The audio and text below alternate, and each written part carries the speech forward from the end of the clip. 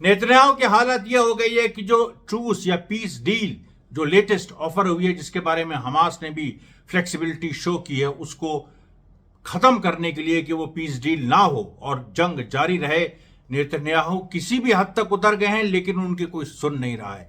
Amrish Mishra speaks में आपका बहुत बहुत स्वागत है। हम सबसे पहले आज जो 4 मई 2024 को जो घटनाएं घटी हैं गाजा में, वेस्ट बैंक में और पूरे इस कॉन्फ्लिक्ट को लेकर आसपास, उनकी एक समरी आपको पेश करते हैं।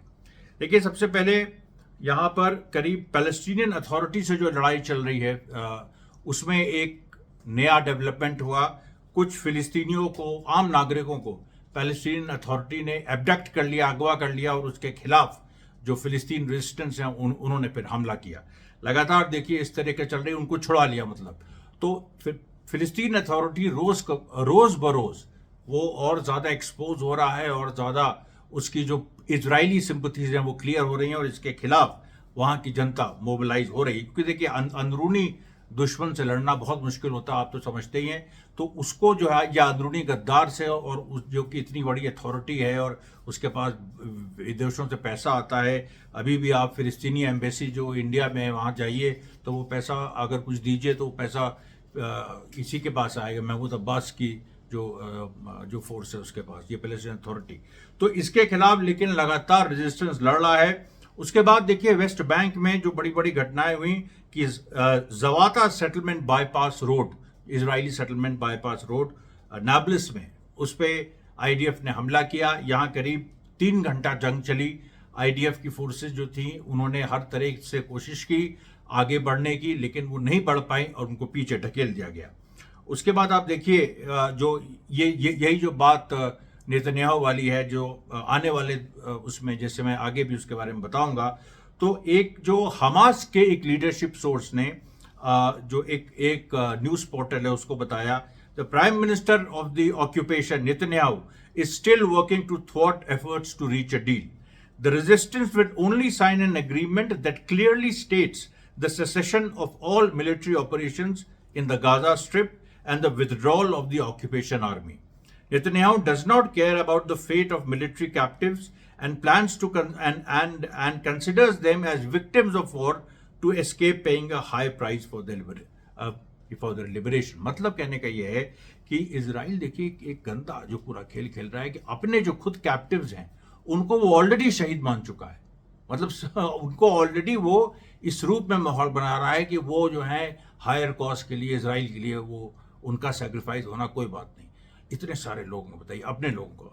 अच्छा, और ये तो इजराइल ने 7 अक्टूबर को ही दिखा दिया कि अपने सिटीजन्स पे वो फायर कर सकता है आईडीएफ। उसने बहुत सारे अपने सिटीजन्स को मारा। जो 1200 सिविलियंस मरे हैं उसमें आज तक नहीं पता है कि आईडीएफ ने कितने मारे। आईडीएफ ने कम से कम 90 से 95% आईडीएफ ने मारे और उसके बाद बाकी जो थे वो क्रॉस फायर में फंसे। तो ये सारी चीज़ें जो हैं, ये देखिए 7 अक्टूबर की जब तक इम्पार्शियल इंक्वायरी नहीं होगी तो नहीं पता चलेगी। आगे बढ़ते हम लोग। तो अब दूसरा देखिए, जेनिन में एक डोटन जो चेक पॉइंट है आईडीएफ का, उस पर सीधे अटैक किया। जेनिन ऑलमोस्ट एक लिबरेटेड जोन बन गया है और फिलिस्तीनी रेजिस्टेंस ने उस पर अटैक करके बार बार आईडीएफ वहाँ चौकी बनाने की कोशिश करता है, बार बार फेल हो जाता है। उसके बाद देखिए हमास का एक और स्टेटमेंट आया कि जो कायरो में जो बातचीत चल रही है और जो लेटेस्ट पीस प्रपोजल है उसमें इन्होंने कहा है कि देखिए इजराइल के इंटेंशन पे हमको भरोसा नहीं है, लेकिन हम अपनी तरफ से हम ये नहीं दिखाएंगे कहीं से भी कि हम में कोई कमी रहे। हम पूरी तरह से चाहते हैं कि कोई ट्रूस हो जाए ताकि हमारे सिविलियंस को भी रिलीफ मिले। लेकिन उसकी जो शर्तें हैं, जो सिविलियंस भी चाहते हैं कि भाई सीज फायर हो और विड्रॉल हो इजरायली ट्रूप्स का, डिस्प्लेस पर्सन लौटें और रिकंस्ट्रक्शन की बातें शुरू हों। जो कि कल मैंने आपको बताया था, खबर आई थी कि 80 साल रिकंस्ट्रक्शन, गाजा के रिकंस्ट्रक्शन में लग जाएंगे। और लेकिन कम से कम शुरुआत तो हो वो, तो उसकी बात तो एक आए सामने।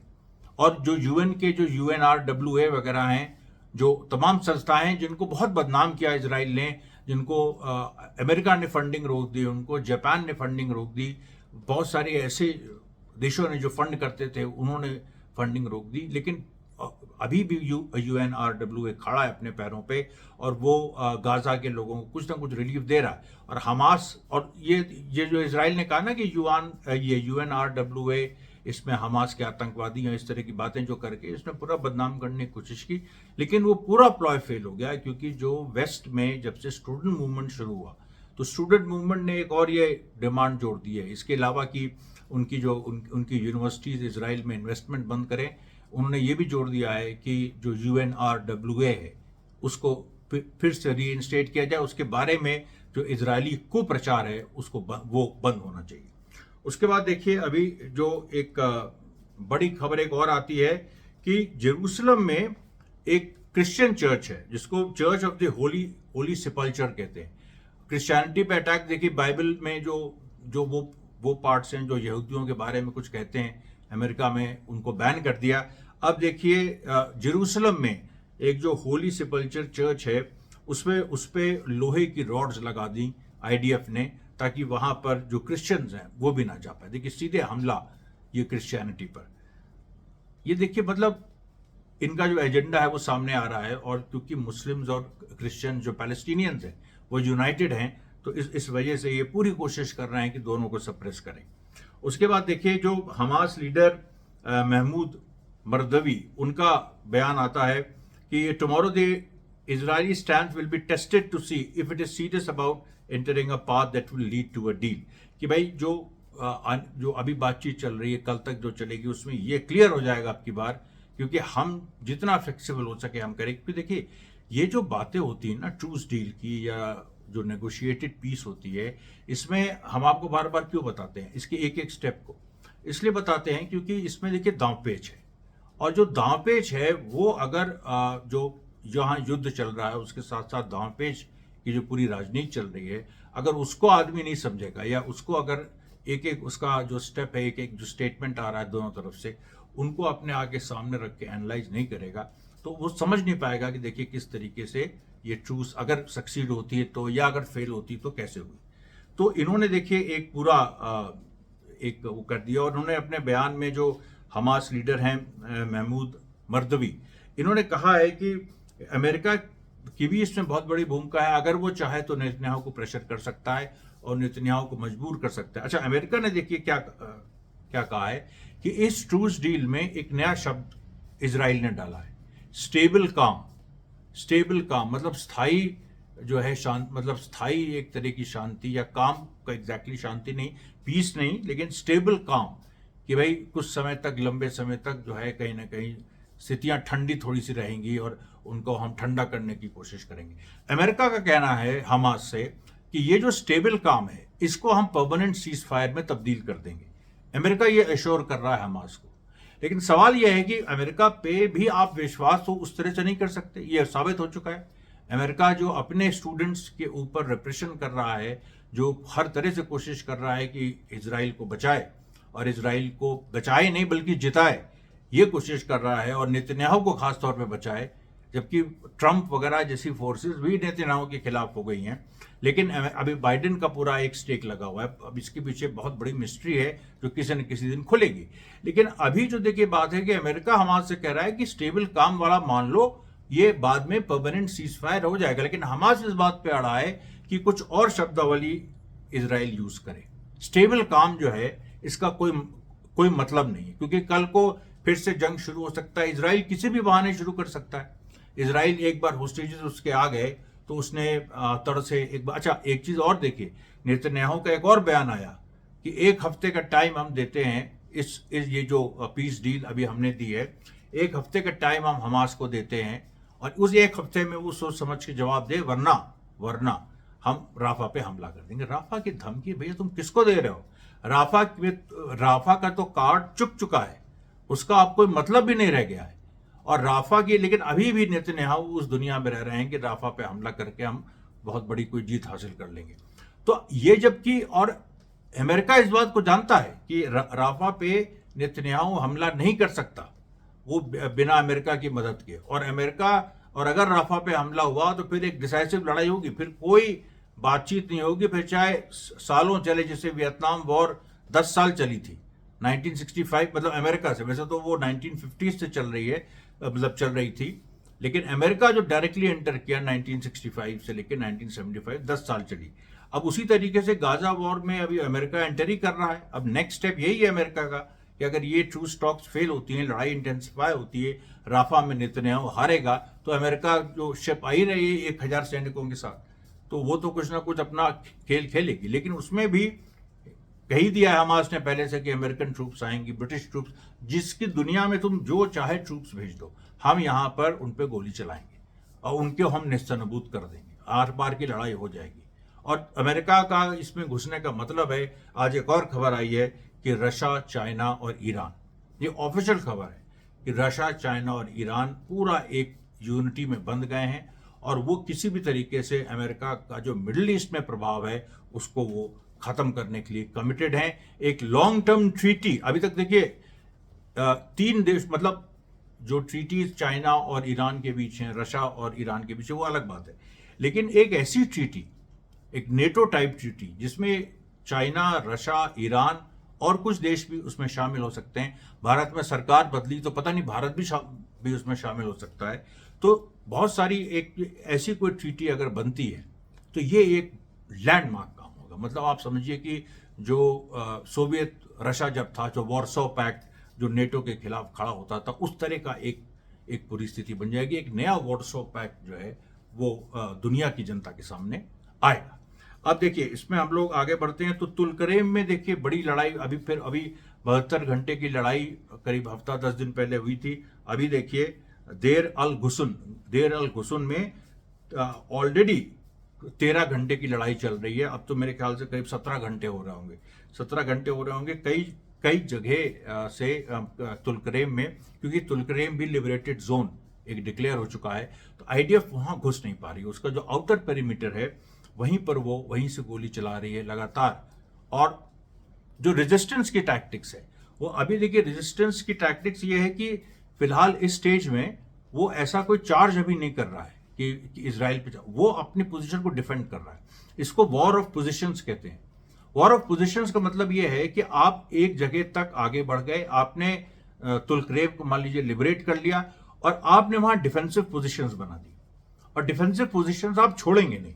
आप मतलब जो भी हो जाए वो दुश्मन को वहां मतलब उस पोजीशन को छोड़ के और पीछे आप हटें, वो आप स्थिति नहीं लाने देंगे। अगर आपका कोई लड़ाका वहां मारा भी जाता है तो दूसरा लड़ाका आएगा, तीसरा आएगा, चौथा आएगा, और इस तरह से उन्होंने पूरी एक लाइन बना दी है। कम से कम 12 से 13 डिफेंसिव पोजीशंस वहां पर तुलकरेम में बना दी हैं। तो जो वॉर ऑफ पोजीशंस जो तुलकरेम की है, ये काफी मतलब खतरनाक साबित हो रही है इजराइल के लिए, क्योंकि इजराइल उसमें घुस नहीं पा रहा है।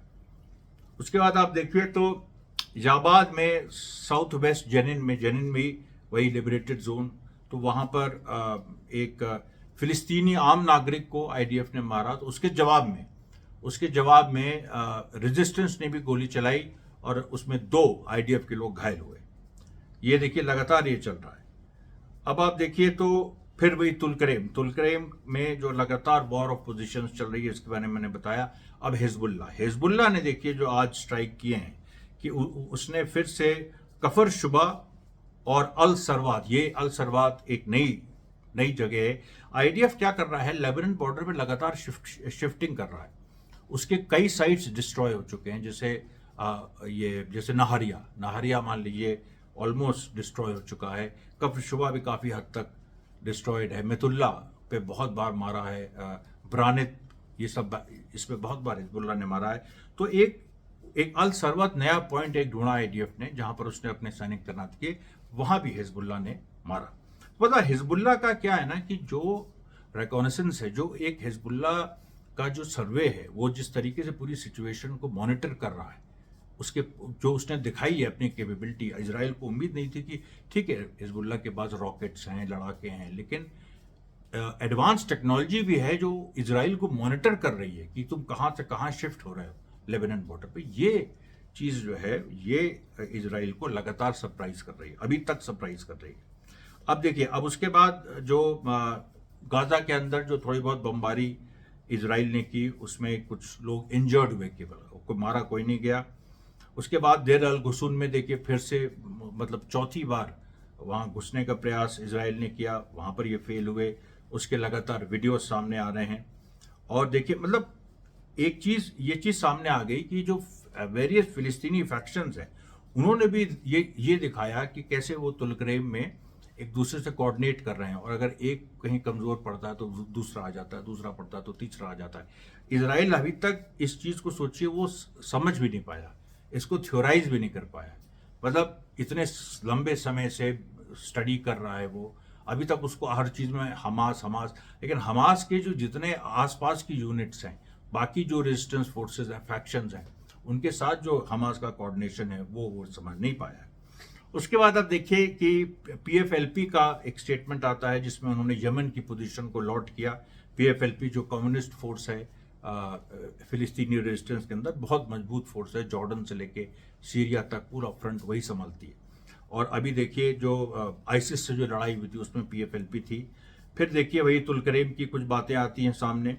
और उसके बाद जो है प्रिंसटन यूनिवर्सिटी जो अमेरिका के फिर बहुत बड़ी मतलब जिसमें मरे जाते हैं खासतौर पे इंडिया में लोग भर्ती होने के लिए, वहाँ पर आंदोलन जो है एक फिर से उसने जोर पकड़ा। एक बार 2 दिन पहले उस पर कब्जा हुआ था कैंपस पे, फिर जो है वहाँ के स्टूडेंट्स ने फिर से कब्जा कर लिया। और इसमें जो है जो मतलब ये जो डिमांड्स रखी हैं इस बार उन्होंने अपने एडमिनिस्ट्रेशन की यूनिवर्सिटी एडमिनिस्ट्रेशन के सामने, to meet with students to discuss their demands for disclosure and divestment of investments as well as a full academic and cultural boycott of Israel. Full academic and cultural boycott of Israel. ये university से demand कर रहे हैं। इस तरीके से मतलब इतना एटीट्यूडनल चेंज अमेरिका में हो जाएगा ये किसी ने सोचा नहीं था। और अमेरिका में जो कंजर्वेटिव्स हैं, बहुत सारे भारतीय भी वहाँ पर अजीब तरह के शुतुरमुर्ग हो गए हैं, लंबे समय से वहाँ पर हैं। कुछ उनको समझ में ना उनको इंडिया समझ में आता है ना उनको अमेरिका समझ में आता है। दे आर जस्ट मतलब जोन्ड आउट, उनको समझ ही में नहीं आ रहा है कि क्या हो रहा है, कैसे दुनिया उनके चारों तरफ बदल रही है, उनको नहीं समझ में आ रहा है। और आपने सुना होगा ना मोदी के बहुत बड़े एक से एक वहाँ पर सपोर्टर्स हैं और बड़े आरएसएस के लोग हैं और इंडिया सब मिट्टी में मिल गए, कहीं के नहीं रहे, कोई ताकत उनकी नहीं रही। आरएसएस के जितने ऑर्गेनाइजेशंस हैं अभी वो कहीं पर दिख जाएं तो उनको दौड़ा दौड़ा के लोग मारे। ये बुरी सिचुएशन है क्योंकि ये इजराइल के सपोर्ट में इजरायली जो गुंडे हैं जो मोसाद ने खड़े किए, जब वो नहीं टिक पा रहे हैं तो आरएसएस जैसी फोर्सेस, और मैं बता दूं आपको आरएसएस का बहुत बड़ा नेटवर्क है। मैं अमेरिका कई बार गया हूं, आरएसएस का बहुत बड़ा नेटवर्क और बड़ा पावरफुल था, लेकिन अचानक कमजोर हो गया जब से ये आंदोलन शुरू हुआ। तो और कैंपसेस में जो इंडियन स्टूडेंट्स हैं उनकी हिम्मत नहीं है, जो आरएसएस थिंकिंग के हैं, कि कहीं पास पटक लें, क्योंकि उनको इतनी मार पड़ेगी कि उनको नानी याद आ जाएगी। तो ये देखिए पूरी सिचुएशन है। दूसरी डिमांड स्टूडेंट्स की है complete amnesty from all criminal and disciplinary charges for students, की सारे जितने स्टूडेंट्स पे आपने चार्जेस लगाए सब वापस लीजिए। Reverse all campus bans and eviction of students, की आप कैंपस से जो स्टूडेंट्स फिलिस्तीन के साथ हैं उनका जो आप इविक्शन करते हैं ये सारा हटाइए, कैंपस में कोई भी बैन नहीं लगना चाहिए। अब उसके बाद देखिए इजराइल की एक और साइट, जो नई साइट बयाद ब्लीदा, ये भी एक नई साइट जो इजराइल ने अभी तत्काल बनाई है। एक बार पहले भी बनाई थी 3 महीने पहले, फिर उसको छोड़ दिया था जब हिजबुल्लाह ने उसको भी डिस्कवर कर लिया था। एक और बनाई है, उसको फिर हिजबुल्लाह ने डिस्कवर कर लिया और फिर वहां मारा। ये लगातार आगे पीछे की देखिए पूरी लड़ाई चल रही है। फिर हिजबुल्लाह के जो डिप्टी सेक्रेटरी जनरल हैं शेख नाइम कासिम, नसरुल्लाह नहीं, नसरुल्लाह तो उसके सुप्रीमो हैं, जो सेक्रेटरी जनरल हैं हिजबुल्लाह के, उन्होंने एक बड़ा इंपॉर्टेंट बयान दिया और उन्होंने एक तरह से पूरे इस्लामिक वर्ल्ड को, जो भी मुस्लिम देश हैं उनको उन्होंने एड्रेस किया। उन्होंने कहा कि आप लोग इस बात को समझिए, the resistance in Palestine has triumphed because it prevented the enemy from achieving its goal of crushing the resistance and liberating the detainees। 2 बातें उन्होंने कहा कि पूरी अरब मुल्कों से, तमाम और भी मुस्लिम देशों से, इंडोनेशिया मलेशिया तक, कि अगर यहाँ पर पैलेस्टाइन रेजिस्टेंस जो है जीता है तो वो क्यों जीता है, क्योंकि उसने इजराइल के जो 2 ऑब्जेक्टिव्स थे कि रेजिस्टेंस को ख़त्म करना यानी हमास को ख़त्म करना और अपने होस्टेज को छुड़ाना, वो नहीं होने दिया इन्होंने। Simple, the Israelis and Americans will discover that this form of aggression has laid the foundation for a sustainable resistance infrastructure. ये जो एग्रेशन का तरीका है कि आप अड़ जाइए एक जगह और वहाँ आप दुश्मन को धीरे धीरे मारते रहिए, वॉर ऑफ एट्रिशन करते रहिए, वॉर ऑफ पोजीशंस करते रहिए और दुश्मन को आप एम्बुश करते रहिए, ऐसे घात की लड़ाई में फंसाते रहिए. It has created the foundation for a sustainable resistance infrastructure, कि एक प्रतिरोध की अधिसंरचना, जिसको क्या कहा जाए, उर्दू में एग्जैक्ट वर्ड मेरे दिमाग में नहीं आ रहा है, लेकिन जो बुनियाद है, जो बुनियाद एक पूरी वो एक नई बुनियाद प्रतिरोध की या पूरा नाफरमानी की, लड़ाई की, या जो एक इनकलाब की एक नई बुनियाद इन लोगों ने रखी है कि एक नए तरह का एग्रेशन दिखा के. After 7 months of war in Gaza, Israel failed to penetrate the resistance fortifications and eliminated. उनके fortifications ही वो penetrate नहीं कर पाए. Palestinian resistance factions have assured us that they can continue fighting for months and months against the enemy. महीनों. आप सालों की बात नेतन्याहू ने की तो हमास ने कहा पहले महीनों तो लड़ लो, पहले जरा मार्च को जून में तो बदलने दो, आ जाओ ना सामने अगर इतनी हिम्मत है तो. उसके बाद आप देखिए, the resistance is victorious and the Palestinian people are victorious and it is impossible for them to be defeated with their resistance, which gives everything in the basis of either victory or martyrdom. कि resistance का सीधा logic है कि या तो जीत और या शहादत, और यही हम लोग के भगवत गीता में भी है. तो वो एक पूरा जो आप सोचिए, ये कहाँ से कहाँ चीजें कभी कभी जुड़ जाती हैं. The resistance in Gaza is besieged and its capabilities are limited while the enemy, बता रहे हैं कि जबकि वो घिरा हुआ है रेजिस्टेंस, कैपेबिलिटीज भी उसकी लिमिटेड हैं. while the enemy is supported by, मतलब enemy मतलब Israel is supported by many countries that have put the resources at its service to achieve its goals, namely the destruction of Hamas and the recovery of its captives. इतने सारे देशों का support है, सब कुछ है, फिर भी वो इजराइल कुछ कर नहीं पा रहा है. The enemy has not been able to achieve any form of victory, and to this moment there are battles in the north of the Gaza Strip and the Zionist settlements are being bombarded. जो settlements हैं जो Israeli, वो bombard हो रहे हैं. North Gaza में लड़ाई पड़ रही, मतलब नॉर्थ गाजा में भी लड़ाई लगातार चल रही है, तो कहीं से आप कोई फोर्टिफिकेशन आप पेनिट्रेट नहीं कर पाए. There is pressure on US President Joe Biden both domestically and internationally, and he is at risk of losing the presidential election due to Gaza. So he is now trying to polish his image by pushing for a ceasefire, even if temporary. कि desperate है Biden की, ये जो latest ceasefire वाली बात चल रही है, जिसमें हमास से उसने कहा है कि स्टेबल काम को मान लो, ये सब, तो वो desperate है. We are in front of an axis that truly deserves to be a rescue axis for Palestine and the people of the region from the yoke of arrogance. घमंड का जो मकड़ जाल है, इसके खिलाफ जो है प्रतिरोध का जो एक्सेस है, जो उसकी धुरी है, ये एक इतनी मतलब खतरनाक फोर्स है. ये मतलब एक्सेस ऑफ रेजिस्टेंस आप समझ रहे होंगे, ये खड़ा हो गया है. और ये जो योक ऑफ एरोगेंस, यानी जो घमंड का एक जो उसका जो पूरा एक दीवार है, उसको इसने ढा दिया है. द इरानियन स्ट्राइक, जो ईरान ने स्ट्राइक की, the Iranian strike is a practical declaration that Iran cannot remain silent when it is attacked. Every member of party in the resistance axis assesses the interest and where it benefits the Palestinian cause. कि Palestinian cause को कैसे, क्या फायदा, क्या नफा नुकसान हो रहा है, इसी हिसाब से वो काम करते हैं. We salute the American people who have come out in support of Gaza, and this popular lobby will play a role in changing the administration.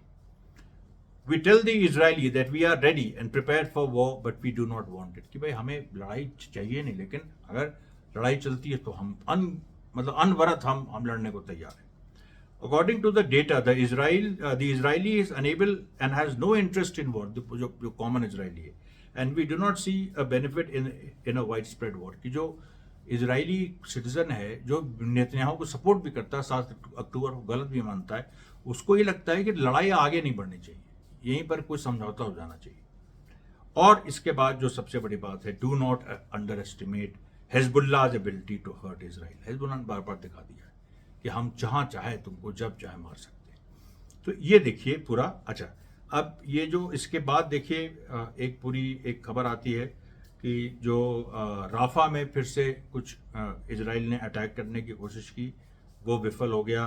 Power वगैरह काट दी तुलकरेम में, जहाँ लड़ाई हो रही है देर अल गुसून में, वो भी देखिए इनका फेल हो गया।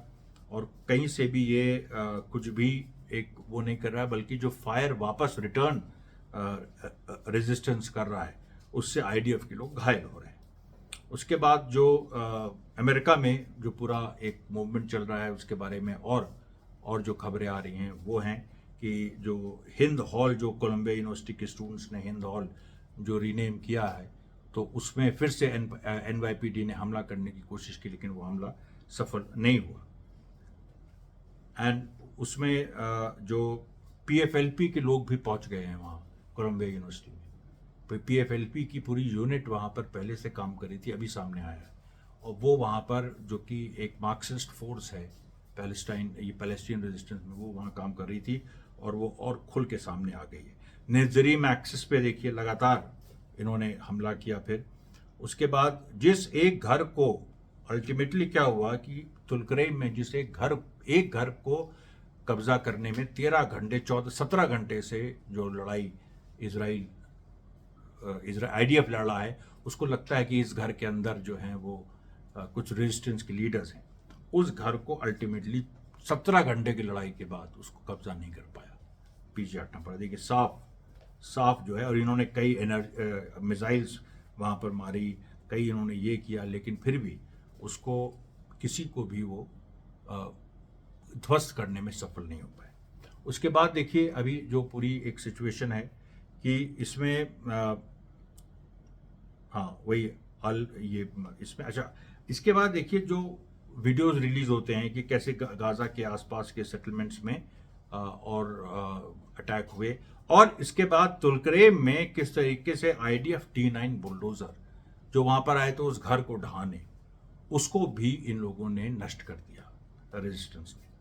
अब आप सोच लीजिए कि मतलब उनकी मिसाइल से एक घर नहीं नष्ट कर पा रही, यहाँ एक बुलडोजर जो हर तरह से, और बड़ा एडवांस बुलडोजर जिसके में कई मतलब उसके मतलब प्रोटेक्टिव शील्ड्स वगैरह लगी हैं, वो इनके ख़त्म हो गए।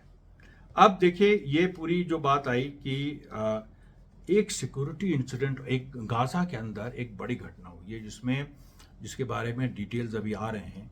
और क्योंकि फिर वही बात हुई कि जो नेज़रीम एक्सेस है उसके पास कई हेलीकॉप्टर्स देखे गए, और वहाँ से वो आईडीएफ के लोगों को उठा के ले जा रहे हैं। तो ये एक जो लगातार रेजिस्टेंस वहाँ बमबारी कर रहा है, उसका देखिए इस तरह से असर हो रहा है। फिर सदर्न लेबनान में कुछ इजराइल ने कुछ बम्बार्डमेंट किया। उसके बाद कुछ इस तरीके से कुछ बच्चे इंजर्ड हुए। फिर वही क्रिश्चियंस को जो वो जेरूसलम में रिस्ट्रिक्ट कर रहे हैं, उसकी खबर आई। उसके बाद आप देखिए तो जो कुछ फिल्म्स रिलीज़ की हमास ने, जिसमें उन्होंने अपने गाने या उनके जैसे लायंस ऑफ द बैटल, ये उनका एक गीत है, वो उन्होंने रिलीज़ किया। लगातार वो लोग अपने जो जिस तरीके से वो ऑपरेशंस कर रहे हैं उसके बारे में उन्होंने डिटेल में बताया। अब देखिए जो यहाँ पर बात फिर वही आ जाती है कि जो पीस जो सारी टॉक्स हो रही हैं, वो पीस टॉक्स देखिए इसमें फेल जो हो रही हैं। और उसमें जो जहाँ तक जो इजिप्ट का भी एक बयान आया है, इजिप्ट में देखिए कुछ लोगों, अब ये अजीब सी स्थिति चल रही है। सऊदी अरेबिया ने इजराइल का ये क्रिटिसिज्म बैन किया हुआ है। इजिप्ट में भी 120 लोग गिरफ्तार हुए हैं जो इजराइल का विरोध कर रहे थे, केवल विरोध। मतलब इजिप्ट में तो डिक्टेटरशिप है, सऊदी अरेबिया में भी मोनार्की है। इस तरह की सारी चीज़ें हो रही हैं, लेकिन उसके साथ साथ अमेरिकन डेस्परेशन और इजराइल जो है डेस्परेटली पीस भी चाह रहा है। ये दोनों चीज़ें साथ साथ चल रही हैं। और इसमें देखिए क्या है कि जो जीत है वो रेजिस्टेंस की हो रही, क्योंकि इजिप्ट में आप अगर जैसे ही ये 120 लोग अरेस्ट हुए, लगभग 120 लोग, उसमें कुछ जर्नलिस्ट थे, उसमें कुछ लीडिंग एक्टिविस्ट थे, और मुस्लिम ब्रदरहुड की सरकार इजिप्ट में रह चुकी है। मोर्सी जो थे उनको फांसी दी LCC ने वहाँ पर, और पूरा वो चुनी हुई सरकार को वहाँ हटाया। तो इजिप्ट के अंदर भी देखिए एक बहुत बड़ा एक रेजिस्टेंस फोर्स वहाँ पर है, और वो रेजिस्टेंस फोर्स PFLP के लोग भी वहाँ पर हैं। हमास क्योंकि मुस्लिम ब्रदरहुड आइडियोलॉजी को मानता है, और वो उसकी फोर्स है, तो हमास के भी वहाँ पर लोग हैं। तो देखिए वहाँ भी इस्लामिस्ट और लेफ्टिस्ट का एक अलायंस इजिप्ट में बन रहा है, और ये जो अलायंस है इजिप्ट में जो बन रहा है, ये नेतन्याहू के लिए और इजराइल के लिए बहुत घातक है, क्योंकि अल्टीमेटली जब नेतन्याहू को झुकना पड़ेगा, वो तो झुकना तो पड़ेगा ही, तो कोई उसमें अब दो राय नहीं रह गई। और जब इधर से जब उसकी घेरेबंदी बढ़ेगी, तो ये जो फाइनल एम है कि कहीं ना कहीं अगर इवन इफ अगर 2 स्टेट सोल्यूशन भी हो अभी, लेकिन कम से कम रेजिस्टेंस ये दिखाना चाहता है कि हम इजराइल में घुस के तेल अवीव हम पहुंच गए। ये देखिए बहुत महत्वपूर्ण बात है कि तेल अवीव हम पहुंच गए, ये मैसेज रेजिस्टेंस देना चाहता है, और ये वो दे के रहेगा, क्योंकि उसने इस तरीके की, जैसे बहराइन के बारे में मैंने आपको कल बता ही दिया, कुवैत से ऐसी खबरें आ रही हैं, उसके साथ साथ ओमान से ऐसी खबरें आ रही हैं, कतार से ऐसी खबरें आ रही हैं कि वहाँ पर सब जगह अंडरग्राउंड रेजिस्टेंस तैयार हो रहा है, और सभी जगह लेफ्टिस्ट और इस्लामिस्ट की एक यूनिटी बन रही है। धन्यवाद साथियों, बहुत बहुत धन्यवाद।